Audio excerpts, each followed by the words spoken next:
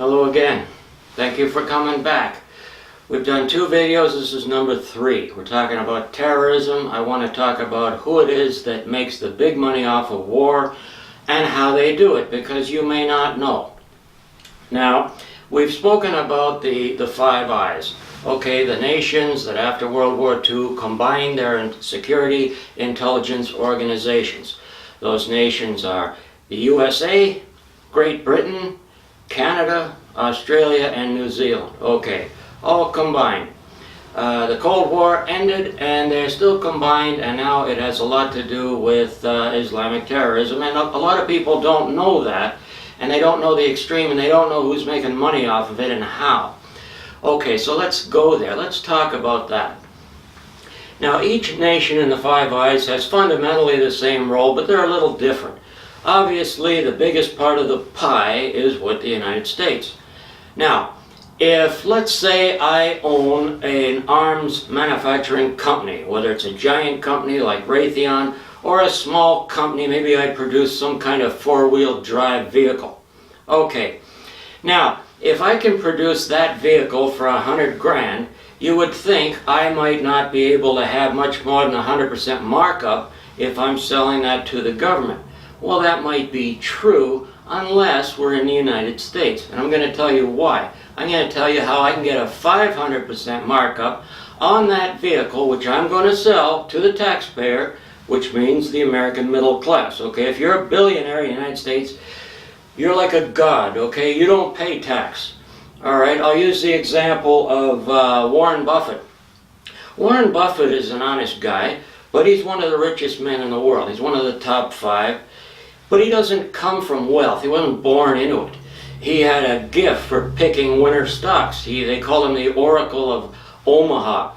He's got a massive company called Berkshire and Hathaway. He makes a fortune. But he's an honest guy, and he's said on television many times, I don't know why it is, with all the money I make, that my secretary pays more income tax than I do, my maid pays more income tax than I do. I'm really not fundamentally opposed to paying my share. In fact, I wouldn't mind if Americans had universal health care. It's not going to affect me. I'm still going to have more money than I could ever spend in 50 lifetimes.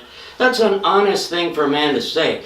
And there are very few people that honest. But I'm glad he did say it, because the billionaires are not paying tax. If you're in the middle class, in other words, if you're not in the upper 1%, if you've got $50 million or less, or you've got just enough money to pay tax, you're in the middle class and you pay all of the tax in the United States. So when they're selling equipment to the government, military equipment, you're paying for it, not somebody else.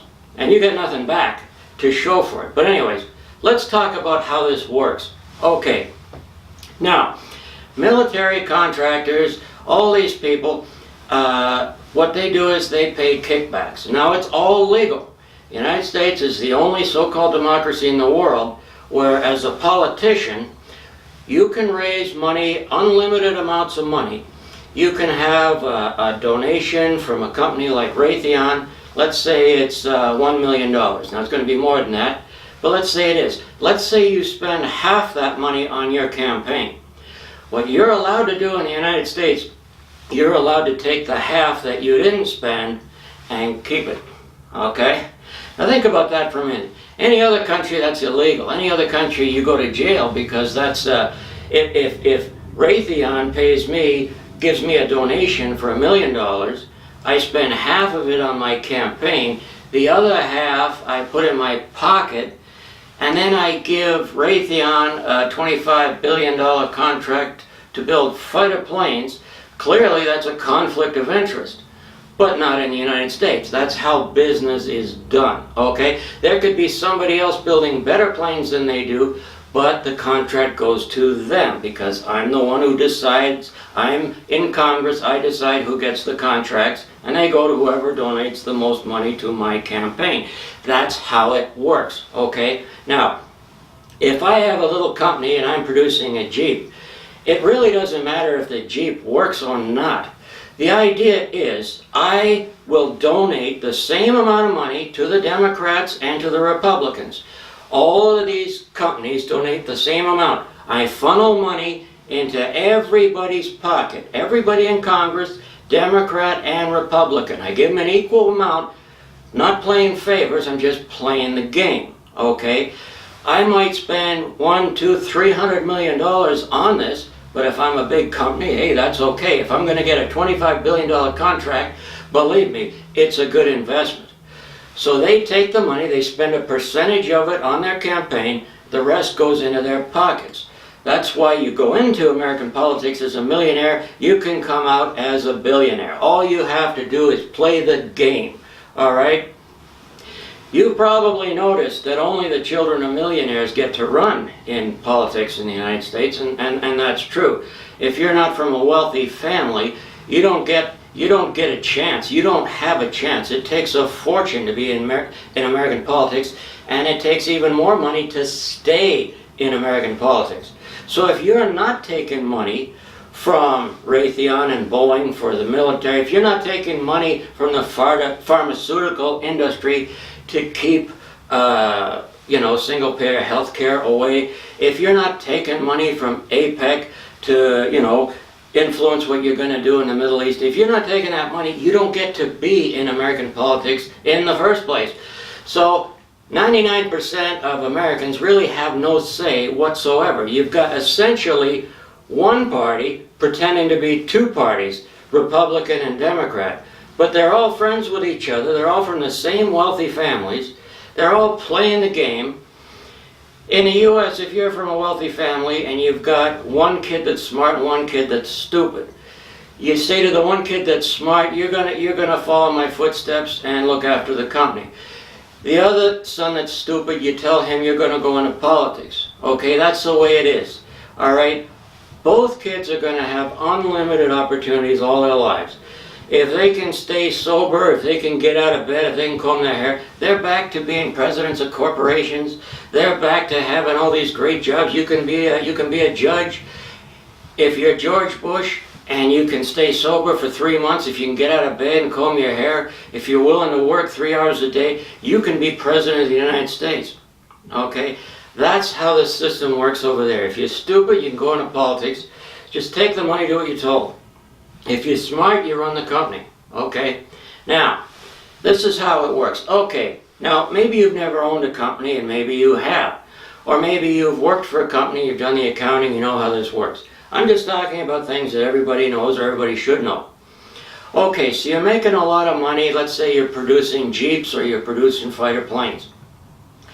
A lot of your profits have gone into research, development, whatever it is. Okay, now what happens when there's a war? Okay, when there's a war, suddenly there's 2 or 3 times the demand for your product. 2 or 3 times. That doesn't mean you're spending any more money on research and development. All your costs are the same. But now you're selling twice as much of your product, okay? That means that as far as net profit, your profits have increased by 10-fold. Doesn't matter that you're only selling twice as much of your product, your profits have increased by 10-fold. Okay, so if there's a war, your profits increase by 10-fold. It's the same if you're in the media. If you've got a show on CNN, you get 1 million viewers, there's not that much going on in the world. Now there's a war, now you got 10 million viewers. All your costs and expenses are the same, but now you've got 10 million viewers.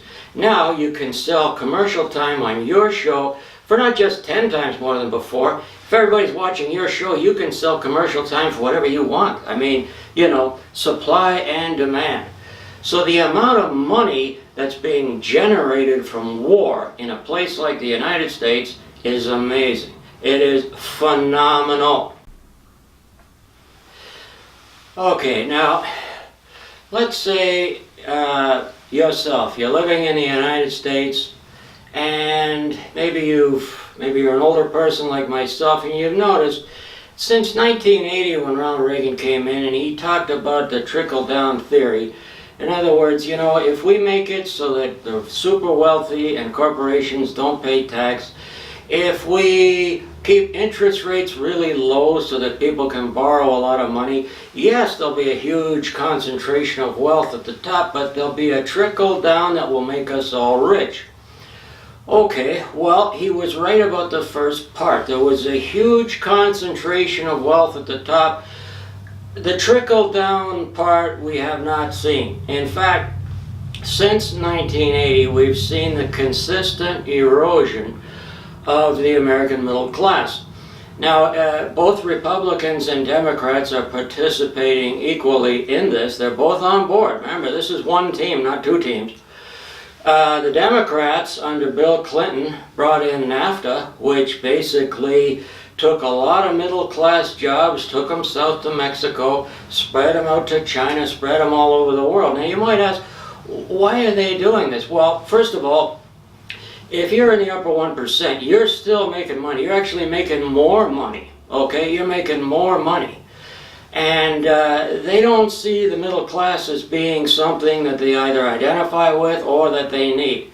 They want to have a one global economy where you have all concentration of wealth at the top and everybody else is basically poor. Now, this is referred to as neoliberalism. It's not really liberalism, it's more like Reaganomics or whatever you want to call it, but that's what they're doing. Now, if you're living in the United States, you don't get to see a lot of actual news. You get a lot of fake news. But one thing that's been going on for quite a while now, people are rioting in France. They call them the yellow vest movement or the yellow jacket movement. They're rioting because they know Europe's on board for this elimination of the middle class. All money concentrated at the top. They don't want any part of it. Now, you might ask, how come we don't get real news in the United States? Well, let me tell you something about Adolf Hitler. Let's talk about Adolf Hitler. When Hitler came to power, he took the same approach that other fascists take. Now, some of this you might not like. One of the things fascists will do is they want to control the media, okay? They want to have the media under a small umbrella, okay? Right now in the United States, even though media is so big and broad, so many different newspapers and all this and that, they're all owned by 5 or 6 companies. You know, one of the big ones is Comcast. It's concentrated and controlled, okay? You get less information every year, less and less. Not all at once, they don't want you to notice it. It's like if you put a frog into cold water in a pot, and you put the pot on the stove, you turn the heat on, the frog doesn't know you turned the heat on, and he doesn't notice that the water's getting hotter. Eventually the frog will boil to death, not jumping out of the water because he didn't notice that the water is getting hotter. You probably didn't notice you're getting less information every year, okay? Your media is under control. In the United States, your media is under control. But this is a worldwide thing. The banking cartel, they don't want a multipolar world. They want one seat of control, basically themselves. Right now, they look at places like China, they're going their own way. Russia is too hard to deal with. And all their friends around the world. We got to eliminate all their friends around the world, and then we can eliminate then the banks will be in control. We can eliminate the middle class altogether. We will have our own utopia and everybody else will be poor. Now, I can do another video just on that. But the point is, you're losing your media, you're losing the middle class. Okay, and I want you to know why that is. All right, this is called neoliberalism and it's a big problem.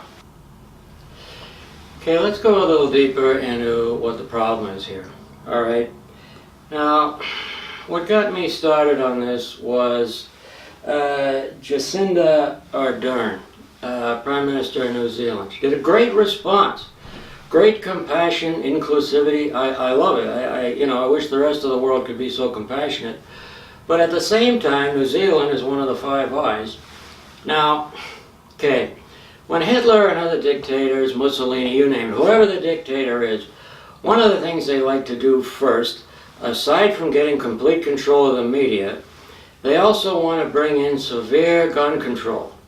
Now, I know a lot of people are in favor of gun control, and I think, we shouldn't be selling guns to crazy people. We shouldn't be selling guns to people who are convicted murderers. Obviously, we have to have some control.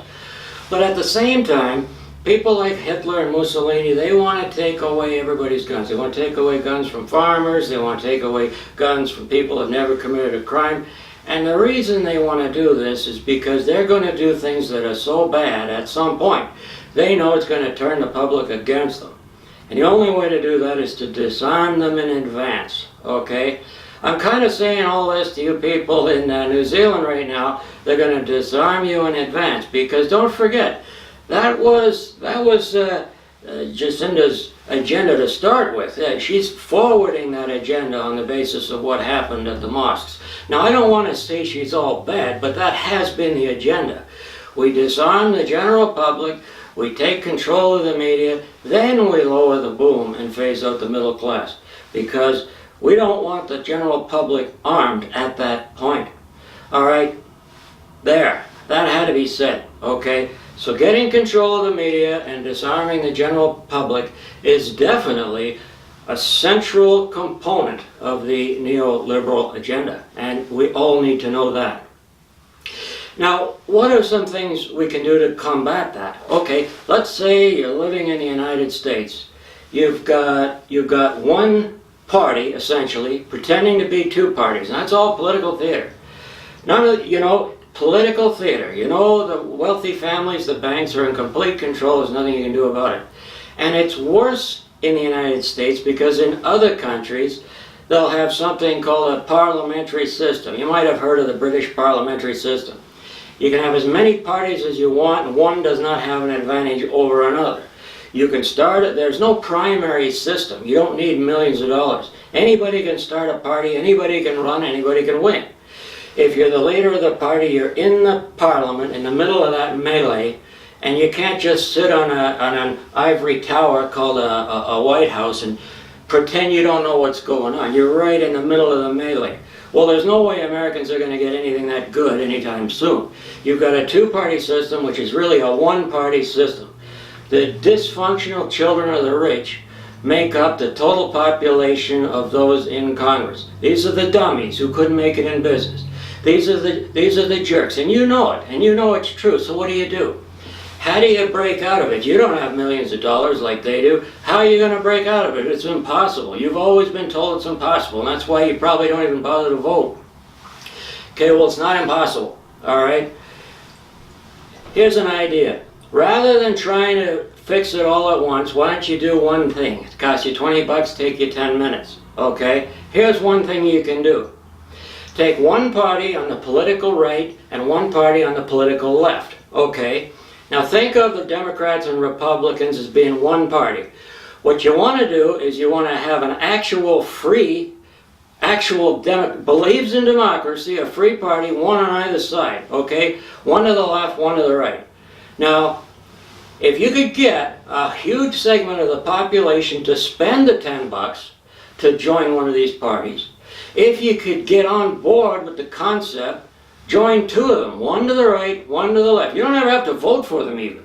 Just joining those two parties, one to the left, one to the right.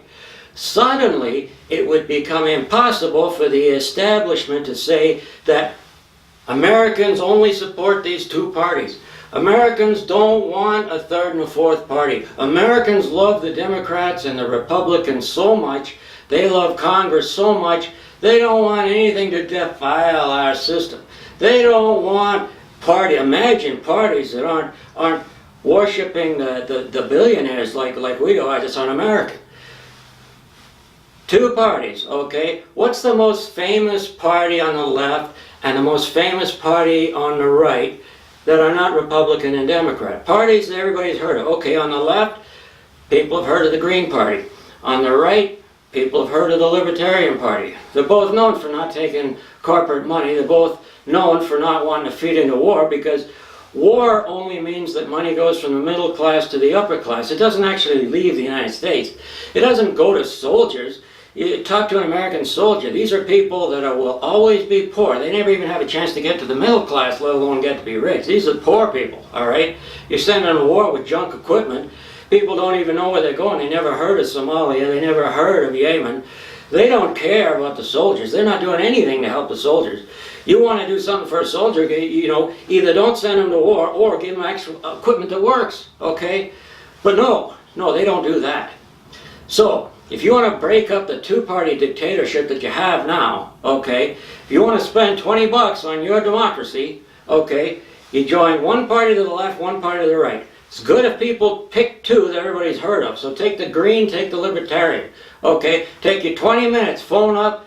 You got two memberships. You don't have to vote for them. You don't have to vote for anybody. Joining that, if a third of the electorate had memberships taken out in third and fourth parties, the establishment would break. There's no way they can say Americans don't want choice. There's no way that they can say Americans are happy with the system they've got. They would have to include those other parties. They would have to either give them their own primaries or eliminate the primary system altogether. They would have to let them into the political debates or eliminate the debates altogether. That would break the system that exists now. It would cost you 20 bucks, take you 10 minutes. If you can't stand up for your own country, if you can't stand up for democracy and freedom, then stop talking about democracy and freedom when you're blowing away all these third world countries, because it's all bullshit and you know it. So stand up and do something. Do something good. Do something useful. Stand up for yourself, because that way you're standing up for your country and you're making the world a better place. Because the people who are sitting on their ass doing nothing, they're the cause of it. If you've lost your freedom, that's the cause. And if you're one of the people sitting down doing nothing, then you're the problem and you're the only one that can fix it. There are certain things that we all need to do no matter where we live. First of all, we need to understand we don't have proper access to information. I realized that many years ago, but I didn't exactly know why. Now I do. Okay? I can't turn on my TV and get real news. I got to go online. I got to look up independent organizations. I'll give you a list of who you can look up to get actual access to real information from other parts of the world. That's one thing you can do. Another thing you can do is, like I say, you gotta get other parties in the game, because the Republicans, the Democrats, they're not your friends. They're not on your side. Okay. Now, if you're a reporter, you already know. What you do is you join all the political parties, and that way you get all the information. Okay, there's no law says you can't join all the political parties. I'm not saying do that. I'm saying create two, join two, one to the right, one to the left. So that's something you can do. I'm going to leave a list at the end of this. You can scroll down on your computer. You can see a list of news organizations, some inside the United States, a couple on the outside, give you access to information that's not going to be part of this fascist global movement. You know, these fascists, they're everywhere. You know, I was reading the other day about how George Bush's grandfather, or something like that, he was actually convicted in the United States for supporting the German Nazi Party. You know, it's amazing how these guys are all intertwined. The Bush has been friends with the Bin Ladens for generations. These people are all intertwined, okay? They're all intertwined. So I'm going to talk more about this in the next video. For now, I want to thank you for your time, and please consider what I'm saying to you. And on top of that, if you could share this, because we need to let people know that they don't have access to correct information, and there are things that they need to do. They need to stand up and do something before it's too late. My name is Scott McGurn. Thank you for your time.